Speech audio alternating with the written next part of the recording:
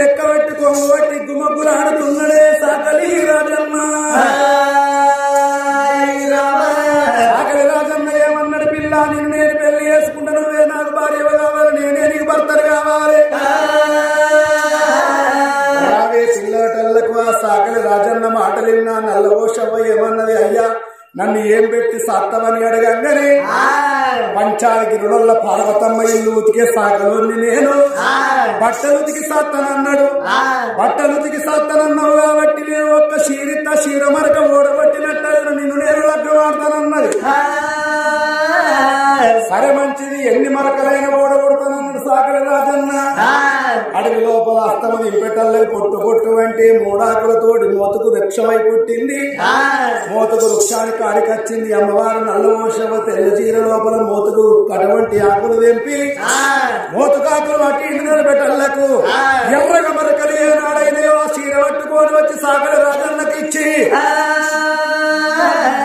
మరకలు కూడా పట్టుకు రమ్మన్నది సాకలి రాజన్నను. చీర పట్టుకొని సాకలి రాజన్న రేవు కాడికి వచ్చింది. ఎంత ఉతికిన గాని అమ్మాయి అటువంటి మరక పోతలేకబాయే. సౌడు పోసి కొట్టిండు, సోడ పోసి కొట్టిండు, ఎంత ఉతికిన గాని మరక పోతలేదు. మడతల్ల మడత, సాగుల మడత, సాగుల మడత ఏర్పాటు చేయబోరు అన్నడో మడత పెట్టుకొని నల్లవోషమ దగ్గరికి వచ్చి మరక ఓడు కొట్టిన పిల్ల నువ్వే నా భార్య కావాలి, నేనే నీకు భర్తను కావాలి రమ్మాని రెక్కబట్టి కొంగు పట్టంగా నల్లవోషమ కళ్ళ చూసి నా పెళ్లి కట్టల్లో ఎక్కడున్నవరో తమ్ముడో పోతలింగన్నా, రారా తమ్ముడా సాకలోడు నా రెక్కబడుతున్నాడా అని ఎలుగెత్తి గీక పెట్టంగా పోతలింగడగడగడగడగడ గాతలు పెట్టరే. 6 మంటలు వండిండు, మెడబొబ్బలు లేపిండు, గడగడ గడగడ గాతలు పెట్టుకుంటా అక్క నల్లవోషమ దగ్గర పుట్టి సాకలుండిలో కన్ను తొల్లలేనా, సాకలుండిలో కన్ను తొల్లలేనా, సాకలుండి చూసినాడా కళ్ళు చేతులు పట్టేనా, గిర్రా రోజు పట్టేనా, సాకలు నన్ను కోరిక ఎగిరి ఆకాశం ఎగిరేసి సాకలోని అంతకుంట మింగిండు ఆబోతలిందన్నా. అప్పుడు నల్లవోషవ చూసింది, తమ్ముడా ఎవరు చేసే పని వాళ్ళు చేయాలి, సాకలోని ఎక్కువ అంటే అక్కనే అవసరమైతే సాకలోడు చేసే పని చేస్తానన్నాడు. సరే తమ్ముడా ఈ తెల్ల చీర మరక ఓడగొట్టుక రమ్మా అని తమ్ముడు చేతి లోపల పెట్టంగానే ఆ పోతలింగన్న ఆ చీర పట్టుకొని రేవుకాడికి వచ్చి ఎంత ఉతికిన అమరక పోతలేదు. అప్పుడు అక్క నల్లవోషవ దగ్గరికి వచ్చి అక్క పోషవ ఈ మరక పోతలేదనటల్లకు తమ్ముడా ఎవరు చేసే పని వాళ్ళు చేయాలరా, సాగలోని అక్కవనంగానే నోట్లేలు వేసుకొని ఓయ్కి మనకి అక్కటల్లకు ఉడికిన కూడోలు బయట పడ్డాడు సాకలి రాజన్న. సాకలి రాజన్నను కళ్ళతో చూసింది పోషవ తల్లి. ఒరే సాకలోడా, నేను నల్లవోషమ్మ నాని ఎవరితో నన్ను చెప్పినట్టు అటువంటి నీ ప్రాణం ఇస్తానన్నది. అమ్మ పోషవ తల్లి నాకేదన్నా దీవనార్తి పెట్టమని దండం పెడితే అప్పుడు ఆ సాకలి రాజన్నకు ఏమని దీవనార్తి పెడతానో చూడండి. భూలోకం పుట్టబంత ఉన్నది, పెరగబంత ఉన్నది, ఉప్పు చోట ఉడకబంత ఉన్నది, ఉషిళ్ళ పుట్టోలే మానవులు పుట్టే ఉన్నది కొడుక. పొయ్యిలేని ఊరన్న ఉంటది గాని పోషవ లేని ఊరున్న కొడుక. ఊరూరికి గుళ్ళు గోపురాలు మెరిసేది ఉన్నది, గుడికాడను పూజారి ఉండాలి. ఎవరన్నా కొన్ని కొయ్యమని మేకని కొయ్యమని నీ దగ్గర తీసుకొచ్చినట్టుంటే ఆ సోపులేమన్నాయి మేతలేమో మీ అన్నట్టు కాళ్ళు దరకాయలు ఉంచుకొని ఆగో గుడికాడ ఉండమని సాకలి రాజన్న దీవనార్తి పెట్టింది. అప్పుడు పోతలింగన్న కూడా వచ్చిండు, అక్క నాకేదన్నా దీవనార్తి పెట్టు అంటే 1,000 భక్తులు నా పండుగ చేసేది, నా పండుగ కాడి కోళ్ళు మేకలు పట్టుకొని వస్తారు. సోపులేమో నాయి కొడుక, మేతలు నీ అంటే నీ దగ్గరికి వచ్చి కరకర గొంతులు పోసి ప్రాణం తీస్తారు. ఆ మేతలు వేసుకుంటూ బతుకు అన్నది ఆ నల్లవోసు. సాగర రాజన్న గదగదవనికి ఇందు కావరపడ్డాడు. దేశపతి మహారాజు దగ్గర వేండి కూరగాయలు ఇచ్చిండు. అప్పుడు వినాయకుడును కుమారస్వామి పచ్చని పల్లాకి పట్టుకొని రావంగానే పల్లాకి లోపల ఆ దేశపతి మహారాజును కూర్చుండబెట్టుకొని ఏర్పడి పంచాధికిరిలో ఏర వచ్చిందయ్యా ఓ పెద్దలారా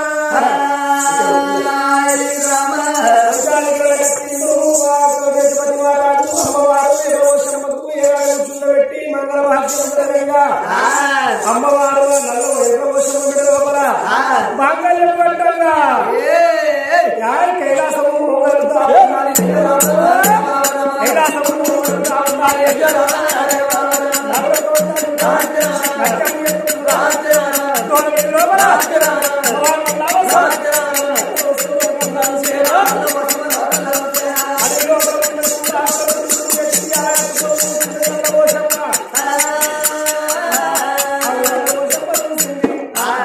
నల్ల వర్షంలో చూసి ఎవరికి ఒరే దేశపతి మహారాజా అమ్మలు వేసుకున్న మగోని వారా అన్నల అమ్మవారు అక్కడ పోషమ్మ మాయమాయి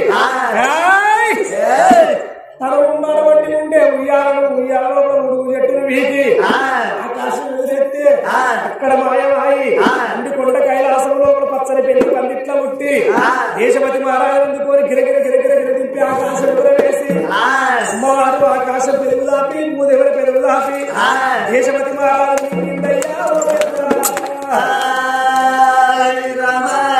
దేశపతి మహారాజు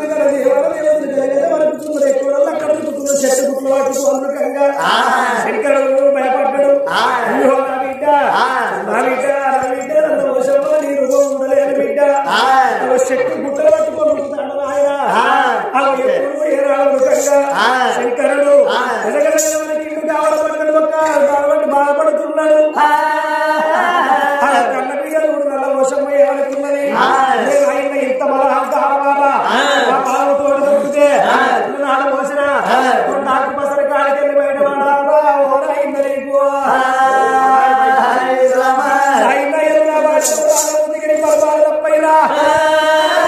అమ్మవారు ఏనాడు అడుగు పెడుతుంటే అన్న తండ్రి ఒక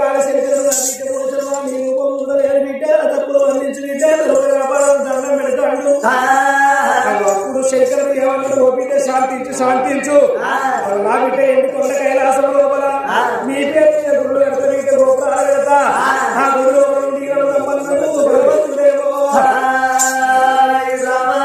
లోపల శంకరుడు కైలాసం లోపల అనుకునకే పోయలేదు ఇళ్ళ కానీ పోషమ్మలే ఉన్నది అవి అందమైన గోడ కట్టింది అమ్మవారి పోషమ్మ తల్లి ఆ గురు లోపల కూర్చున్నది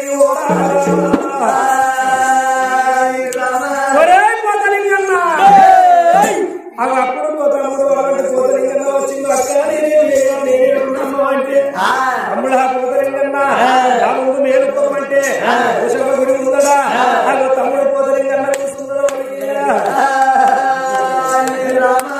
అయ్యో నచ్చల తల్లలో తమ్ముడ పోతలింగన్న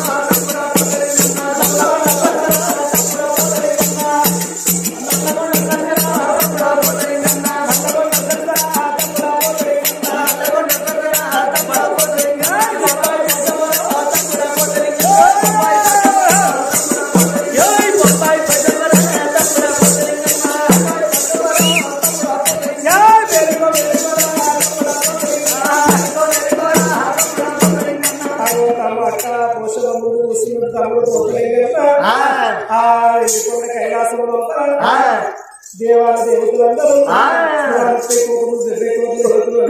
ఆచార్యులు దేవగణాలు అటు దేవతలందరూ సత్యాల బోనాలు ఎత్తుకొని ఎవరి తనాగర బోనాలు వాళ్ళు వేసుకున్నారు. పప్పు పోసుకుందరు, పాలు పోసుకుందరు, బెల్లం వేసుకుందరు, చక్కెర వేసుకుందరు. తనాగర బోనాలు వాళ్ళు వేసుకొని శంకరుడు పార్వతమ్మ సత్యాల బోనాలు వేసుకొని అమ్మవారి గుడి కాడికి ఆడుకుంటా పాడుకుంటా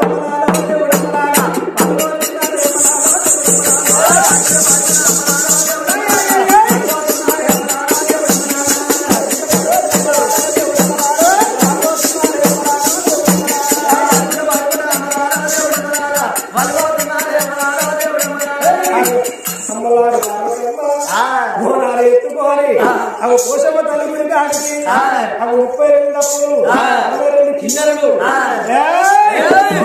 చవిడికలు భోగంగా అవి ముందర ముద్దగడ ఎలుక పావనము అంబాలాటలు జలికల బోతలు మూసేడు కోడి చుందులు కావడి కళ్ళు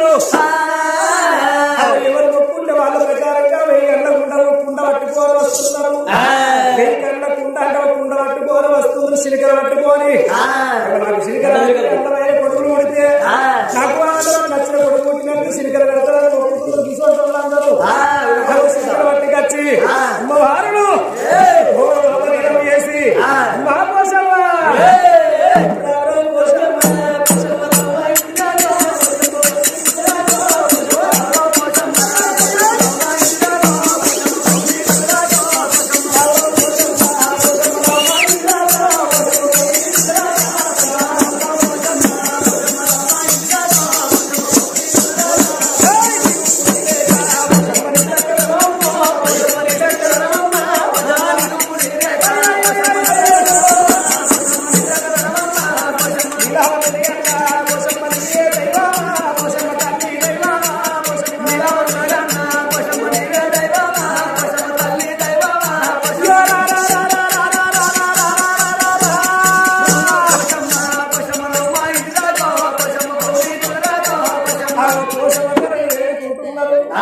అమ్మవారు పోషమ్మ తల్లి ఎవరు నన్నైతే ఎవరైతే మొక్కుతారో అన్ని ఎవరైతే పూజలు చేస్తారో వాళ్ళకెళ్ళ వేళ్ళ తోడు నేనే ఉంటా. ఒకవేళ ఎవరన్నా ఎడగాలం చేసినా కార్యాల కల్లా ఉంటుందన్నది అరంట పోసు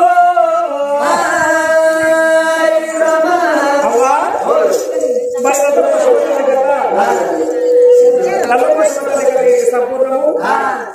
రేపు ముదిరాజు పెద్దమ్మ మరి రేపు సాయంత్రము 9:30 ఇక్కడ ప్రతి ఒక్కరు వచ్చి మా ఒక్కరు మీరు ఆలకించి మమ్మల్ని ఆశీర్వదించగలరు కోరుకుంటూ అమ్మవారు పెద్దమ్మ తల్లి